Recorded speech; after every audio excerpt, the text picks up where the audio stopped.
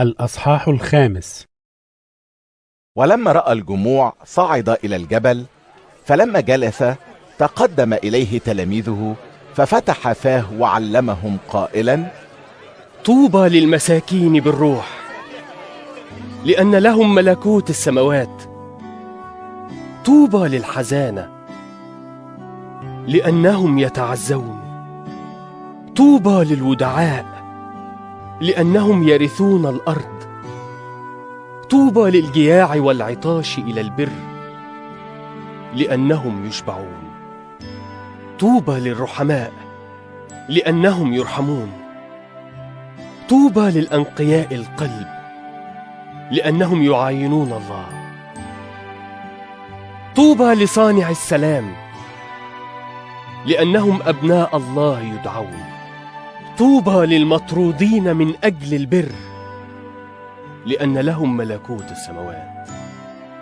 طوبى لكم إذا عيروكم وطردوكم وقالوا عليكم كل كلمة شريرة من أجل الكاذبين.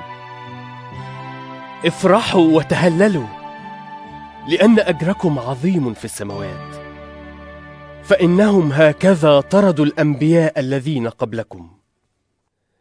أنتم ملح الأرض، ولكن إن فسد الملح فبماذا يملح؟ لا يصلح بعد لشيء إلا لأن يطرح خارجا ويداس من الناس. أنتم نور العالم.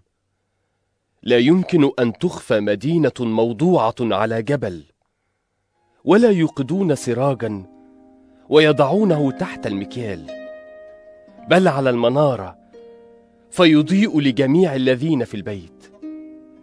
فليضئ نوركم هكذا قدام الناس، لكي يروا أعمالكم الحسنة ويمجدوا أباكم الذي في السماوات. لا تظنوا أني جئت لأنقض الناموس أو الأنبياء. ما جئت لأنقض، بل لأكمل. فإني الحق أقول لكم، إلى أن تزول السماء والأرض لا يزول حرف واحد أو نقطة واحدة من الناموس حتى يكون الكل. فمن نقض إحدى هذه الوصايا الصغرى وعلم الناس هكذا يدعى أصغر في ملكوت السماوات. وأما من عمل وعلم فهذا يدعى عظيما في ملكوت السماوات. فإني أقول لكم إنكم إن لم يزد بركم على الكتبة والفريسيين لن تدخلوا ملكوت السماوات. قد سمعتم أنه قيل للقدماء: لا تقتل، ومن قتل يكون مستوجب الحكم. وأما أنا فأقول لكم إن كل من يغضب على أخيه باطلا يكون مستوجب الحكم، ومن قال لأخيه رقى يكون مستوجب المجمع، ومن قال يا أحمق يكون مستوجب نار جهنم. فإن قدمت قربانك إلى المذبح وهناك تذكرت أن لأخيك شيئا عليك، فاترك هناك قربانك قدام المذبح، واذهب أولا اصطلح مع أخيك، وحينئذ تعال وقدم قربانك. كن مراضيا لخصمك سريعا ما دمت معه في الطريق، لئلا يسلمك الخصم إلى القاضي ويسلمك القاضي إلى الشرطي فتلقى في السجن. الحق أقول لك، لا تخرج من هناك حتى توفي الفلس الأخير. قد سمعتم أنه قيل للقدماء: لا تزن. وأما أنا فأقول لكم إن كل من ينظر إلى امرأة ليشتهيها فقد زنى بها في قلبه. فإن كانت عينك اليمنى تعثرك فاقلعها والقها عنك، لأنه خير لك أن يهلك أحد أعضائك ولا يلقى جسدك كله في جهنم. وإن كانت يدك اليمنى تعثرك فاقطعها والقها عنك، لأنه خير لك أن يهلك أحد أعضائك ولا يلقى جسدك كله في جهنم. وقيل: من طلق امرأته فليعطها كتاب طلاق. وأما أنا فأقول لكم: إن من طلق امرأته إلا لعلة الزنا يجعلها تزني، ومن يتزوج مطلقة فإنه يزني. أيضا سمعتم أنه قيل للقدماء: لا تحنث، بل اوفي للرب أقسامك. وأما أنا فأقول لكم: لا تحلفوا البتة، لا بالسماء لأنها كرسي الله، ولا بالأرض لأنها موطئ قدميه، ولا بأورشليم لأنها مدينة الملك العظيم. ولا تحلف برأسك، لأنك لا تقدر أن تجعل شعرة واحدة بيضاء أو سوداء، بل ليكن كلامكم نعم نعم، لا لا، وما زاد على ذلك فهو من الشرير.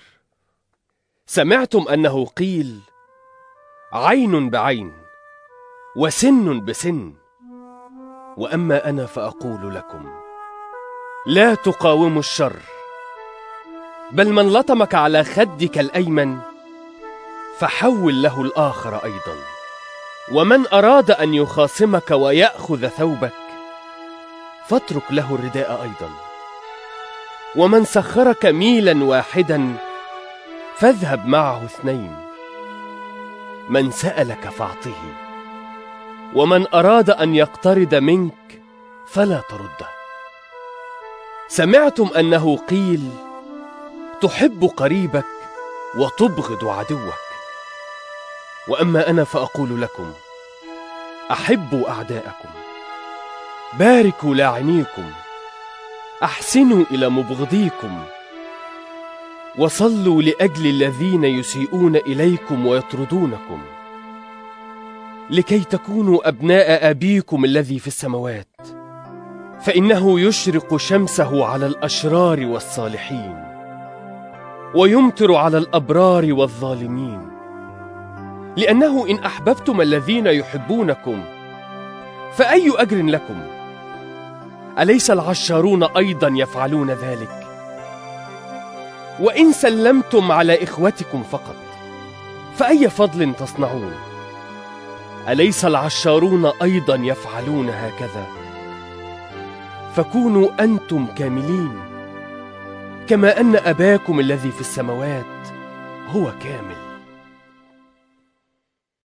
الأصحاح 6. احترزوا من أن تصنعوا صدقتكم قدام الناس لكي ينظروكم، وإلا فليس لكم أجر عند أبيكم الذي في السماوات. فمتى صنعت صدقة فلا تصوت قدامك بالبوق كما يفعل المراؤون في المجامع وفي الأزقة لكي يمجدوا من الناس. الحق أقول لكم إنهم قد استوفوا أجرهم. وأما أنت فمتى صنعت صدقة فلا تعرف شمالك ما تفعل يمينك، لكي تكون صدقتك في الخفاء، فأبوك الذي يرى في الخفاء هو يجازيك علانية. ومتى صليت فلا تكن كالمرائين، فإنهم يحبون أن يصلوا قائمين في المجامع وفي زوايا الشوارع لكي يظهروا للناس. الحق أقول لكم إنهم قد استوفوا أجرهم. وأما أنت فمتى صليت فادخل إلى مخدعك واغلق بابك وصل إلى أبيك الذي في الخفاء، فأبوك الذي يرى في الخفاء يجازيك علانية. وحينما تصلون لا تكرروا الكلام باطلا كالأمم، فإنهم يظنون أنه بكثرة كلامهم يستجاب لهم. فلا تتشبهوا بهم، لأن أباكم يعلم ما تحتاجون إليه قبل أن تسألوه. فصلوا أنتم هكذا: أبانا الذي في السماوات، ليتقدس اسمك، ليأتي ملكوتك، لتكن مشيئتك كما في السماء كذلك على الأرض. خبزنا كفافنا أعطنا اليوم، واغفر لنا ذنوبنا كما نغفر نحن أيضا للمذنبين إلينا، ولا تدخلنا في تجربة لكن نجنا من الشرير، لأن لك الملك والقوة والمجد إلى الأبد. أمين. فإنه إن غفرتم للناس زلاتهم يغفر لكم أيضا أبوكم السماوي، وإن لم تغفروا للناس زلاتهم لا يغفر لكم أبوكم أيضا زلاتكم. ومتى صمتم فلا تكونوا عابسين كالمرائين، فإنهم يغيرون وجوههم لكي يظهروا للناس صائمين. الحق أقول لكم إنهم قد استوفوا أجرهم. وأما أنت فمتى صمت فادهن رأسك واغسل وجهك، لكي لا تظهر للناس صائما، بل لأبيك الذي في الخفاء، فأبوك الذي يرى في الخفاء يجازيك علانية. لا تكنزوا لكم كنوزا على الأرض، حيث يفسد السوس والصدأ، وحيث ينقب السارقون ويسرقون، بل اكنزوا لكم كنوزا في السماء، حيث لا يفسد سوس ولا صدأ، وحيث لا ينقب سارقون ولا يسرقون. لأنه حيث يكون كنزك هناك يكون قلبك أيضا. سراج الجسد هو العين، فإن كانت عينك بسيطة فجسدك كله يكون نيرا، وإن كانت عينك شريرة فجسدك كله يكون مظلما. فإن كان النور الذي فيك ظلاما فالظلام كم يكون؟ لا يقدر أحد أن يخدم سيدين، لأنه إما أن يبغض الواحد ويحب الآخر، أو يلازم الواحد ويحتقر الآخر. لا تقدرون أن تخدموا الله والمال. لذلك أقول لكم: لا تهتموا لحياتكم بما تأكلون وبما تشربون، ولا لأجسادكم بما تلبسون. أليست الحياة أفضل من الطعام، والجسد أفضل من اللباس؟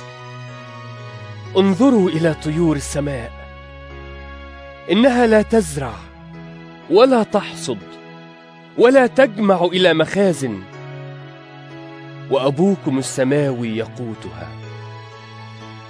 ألستم أنتم بالحري أفضل منها؟ ومن منكم إذا اهتم يقدر أن يزيد على قامته ذراعا واحدة؟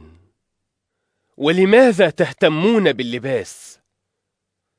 تأملوا زنابق الحقل كيف تنمو، لا تتعب ولا تغزل. ولكن أقول لكم إنه ولا سليمان في كل مجده كان يلبس كواحدة منها. فإن كان عشب الحقل الذي يوجد اليوم ويطرح غدا في التنور يلبسه الله هكذا، أفليس بالحري جدا يلبسكم أنتم يا قليل الإيمان؟ فلا تهتموا قائلين: ماذا نأكل؟ أو ماذا نشرب؟ أو ماذا نلبس؟ فإن هذه كلها تطلبها الأمم، لأن أباكم السماوي يعلم أنكم تحتاجون إلى هذه كلها. لكن اطلبوا أولا ملكوت الله وبره، وهذه كلها تزاد لكم. فلا تهتموا للغد، لأن الغد يهتم بما لنفسه. يكفي اليوم شره. الأصحاح 7. لا تدينوا لكي لا تدانوا، لأنكم بالدينونة التي بها تدينون تدانون، وبالكيل الذي به تكيلون يكال لكم. ولماذا تنظر القذى الذي في عين أخيك، وأما الخشبة التي في عينك فلا تفطن لها؟